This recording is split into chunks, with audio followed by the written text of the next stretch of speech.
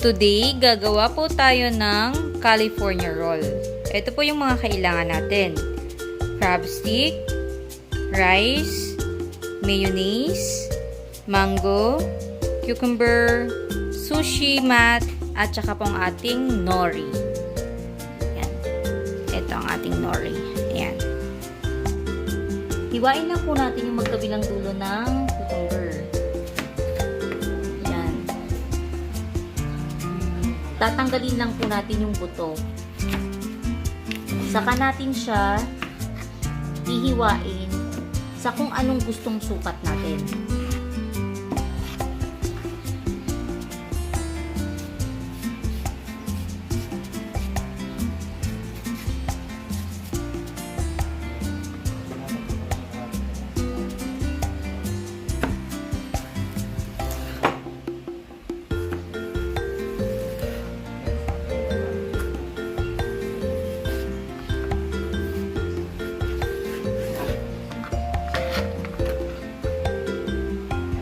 Yan. Alright. Ngayon naman, hihiwain naman natin yung ating mangga.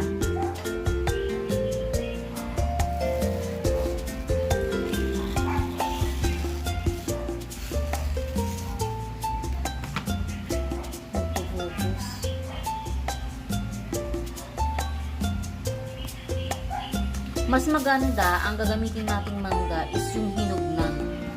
Para matamis talaga siya.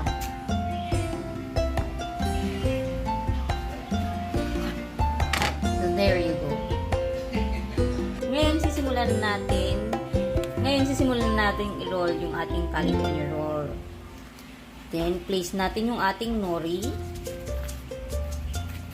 Yan. Yung makintab na part is dapat yun yung nasa ilalim. Again, kuha lang tayo ng rice. Sandok.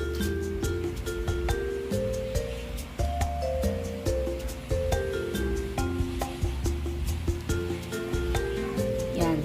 Then, spread lang natin yung rice natin sa ating nori. Make sure lang na yung ating rice is malamig na siya. Hindi tayo pwedeng gumamit ng mainit na rice. Kasi malulupot yung ating nori. Ayan, na-spread na natin yung rice sa ating nori. Ngayon, ilalagay na natin yung ating crab stick.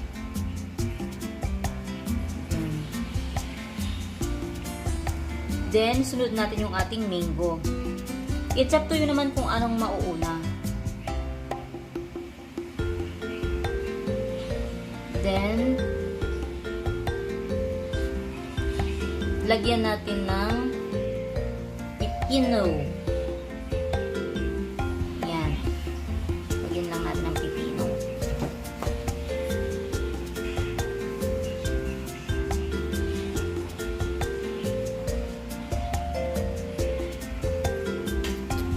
Ayan na po siya. Then, sisimulan na natin siyang ibilog.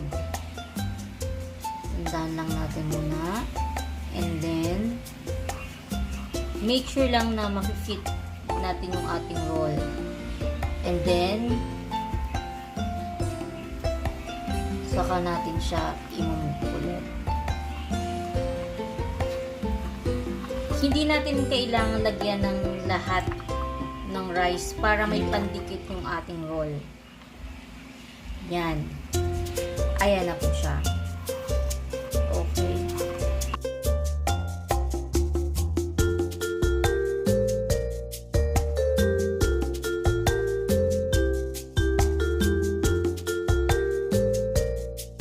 Ito na po ang ating California roll. Aayusin lang po natin siya sa plate. Ayan na po ang magiging itsura niya. Ayan. Tapos, lalagyan na po natin siya ng mayonnaise. Ang pinili po namin ay Q-pie or QP. Hindi ko alam pronounce eh. Basta Japanese mayonnaise po siya. Kahit sa pure gold nakaka